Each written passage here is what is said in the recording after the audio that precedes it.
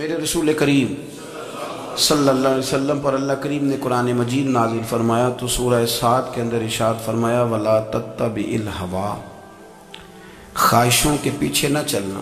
ذرا قرآن مجید کی ترتیب دیکھیے، خواہشات کے پیچھے فرمایا فَيُضِلَّكَ عَن سَبِيلِ اللَّهِ، ورنہ یہ تمہیں اللہ کے رستے سے بہکا دیں گی۔ بہک جاؤ گے، خواہشوں کے پیچھے چلو گے، یہ تمہیں اللہ کے رستے سے تم بہک جاؤ گے۔ اگر تم اندر کی بات مانو گے، زبان کے چسکے کی بات مانو گے، بہت اعلیٰ کھانے کی بات مانو گے، پینے کی بات مانو گے، تو اللہ کے رستے سے بہک جاؤ گے۔ فرمایا ان الذین یضلون عن سبیل اللہ، بے شک وہ لوگ جو اللہ کے رستے سے بہک گئے۔ پہلے فرمایا بہکاتا کون ہے؟ نفس، تمہاری خواہشات تمہیں بہکاتی ہیں، اور فرمایا بے شک پھر جو لوگ بہک گئے لہم عذاب شدید بما نسوا یوم الحساب، فرمایا پھر ان کے لیے شدید عذاب ہے اس لیے کہ انہوں نے آخرت کے دن کو بھلا دیا ہے۔ اب اس آیت کا مفہوم ذرا سمجھیے۔ فرمایا خواہشوں کے پیچھے نہ چلنا تمہیں اللہ کے رستے سے بہکا دیں گی، اور فرمایا بے شک ان کے لیے سخت عذاب ہے جو اللہ کے رستے سے بہک گئے۔ اور کیوں سخت عذاب ہے؟ اس لیے کہ انہوں نے آخرت کے دن کو بھلا دیا۔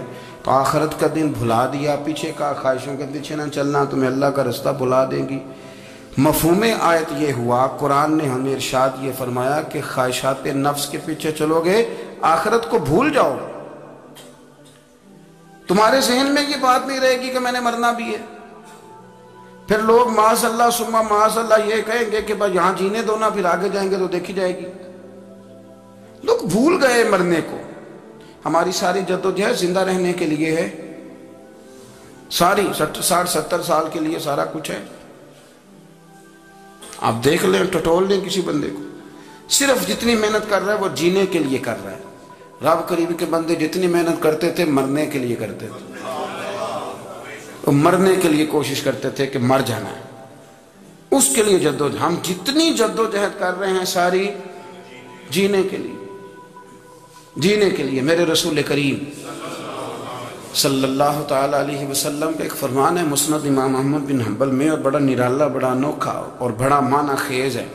حضور سید عالم صلی اللہ تعالیٰ علیہ وسلم نے فرمایا بڑا بیوقوف ہے وہ شخص، ذرا ترتیب دیکھیے، حضور کی زبان سے نکلے ہوئے حکمت کے موتی، مسند امام احمد بن حنبل۔ فرمایا وہ بڑا بیوقوف بندہ ہے جو چلتا اپنی خواہشات نفس کے پیچھے اور امید یہ رکھتا ہے کہ رب مجھے آخرت میں انعام عطا کرے گا۔ چلتا کس کے پیچھے؟ خواہش کے پیچھے، اور کہتا یہ ہے کہ اللہ مجھے قیامت میں انعام دے گا، تو انعام تو اسے دیا جاتا ہے نا جو کوئی محنت کرتا ہے۔ دیکھیں نا، جس کا منہ پنڈی کی طرف ہے تو پنڈی وہ پہنچے گا کہ وہ جس کا منہ پنڈی کی طرف ہے وہ لاہور پہنچ جائے گا۔ منہ پنڈی کی طرف کرنا اور خواہش لاہور کی رکھنا، منہ کر لینا لاہور کی طرف اور خواہش پنڈی کے رکھنا، تو میاں یہ تو نہیں نہ ہوگا۔ اپنی خواہشات کو سمیٹو ورنہ یہ غلام بنا لے گی۔ میں آپ کو صحیح بتاتا ہوں، بچپن میں جوانی میں جن لوگوں نے خواہشوں کو نہیں نہ سمیٹا، میں کچھ ایسے لوگوں کو جانتا ہوں بڑھاپا آ گیا ہے، اب وہ چاہتے ہیں کہ ہم وہ غلطی چھوڑ دیں، پر وہ رچ بس گئی ہے۔ ان کے بچے انہیں کہتے ہیں ابا بس کر، لوگ شکایتیں کرتے ہیں، لیکن چونکہ جوانی میں کنٹرول نہیں کیا تو بڑھاپے میں کیسے ہوگا؟ ہماری خواہشات ہمارے لیے مصیبت بن گئی ہیں۔ ہم کچھ ایسی بری عادتیں تھیں جن کے پیچھے لگ گئے تو تباہ ہو گئے۔ واپس آئیں، میرے رسول کریم سید عالم صلی اللہ علیہ وسلم کے غلاموں نے نا اپنی زندگی کو محدود کر کے رکھا، محدود۔ حضرت سلمان فارسی رضی اللہ تعالیٰ عنہ حضرت عمر سے ملنے آئے، جناب عمر کہنے لگے یار بڑا کام کا بندہ ملنے آیا ہے، کوئی مطلب کی بات ملے گی۔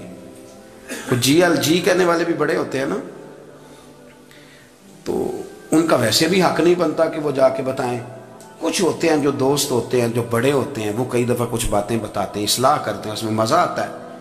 حضرت عمر فاروق نے حضرت سلمان فارسی رضی اللہ تعالیٰ عنہ سے کہا یار بڑے دنوں کے بعد آئے ہو تو یہ تو بتاؤ میرے اندر کوئی غلطی تو نہیں؟ میں حکومت کر رہا ہوں، لوگ سارے عدل انصاف کی باتیں بتا رہے ہیں، میرے تقوی کی باتیں سنا رہے ہیں، کوئی غلطی؟ سلمان فارسی رضی اللہ تعالیٰ عنہ کہنے لگے بالکل غلطی ہے عمر، تمہارے اندر بڑی شدید ہے، مجھے بڑی ناپسند ہے، اور شدید قسم کی غلطی ہے، نہیں ہونی چاہیے تھی۔ حضرت عمر فرمانے لگے بولو۔ عرض کی مدی کیا پورے 22 لاکھ مربع میل میں سب جگہ غربت ختم ہو گئی ہے؟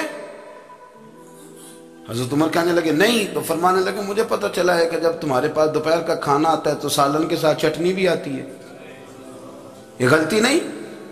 تمہاری حکومت میں 22 لاکھ مربع میل 24 لاکھ مربع میل سارے بندے پیٹ بھر کے روٹی کھانے لگے ہیں؟ عرض کی نہیں۔ تو فرمانے لگے حضرت سلمان فارسی عمر پھر تو 2 سالن کھاتا ہے ایک وقت میں، اللہ سے ڈر نہیں آتا؟ تو جناب عمر فاروق رو پڑے۔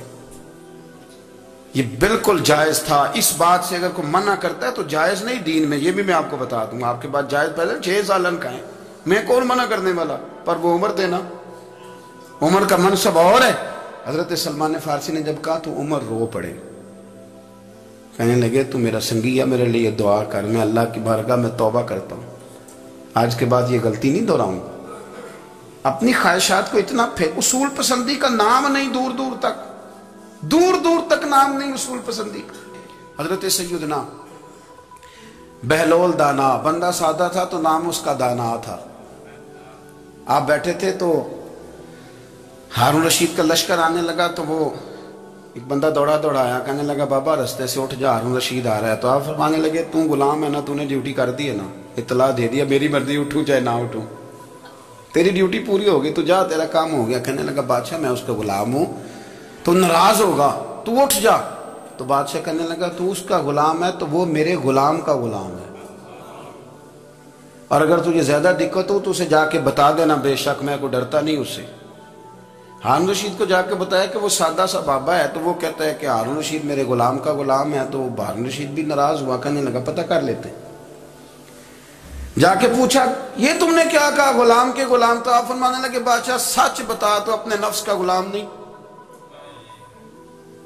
تو نفسانی خواہشات کا بتا، تو غلام نہیں تو دوسرے بادشاہ کا جس طرح کا تخت اور تاج دیکھتا ہے اس طرح کا بنوا کے رکھ نہیں لیتا، تو غلام ہے کہ نہیں نفس کا؟ بادشاہ چپ کر گیا۔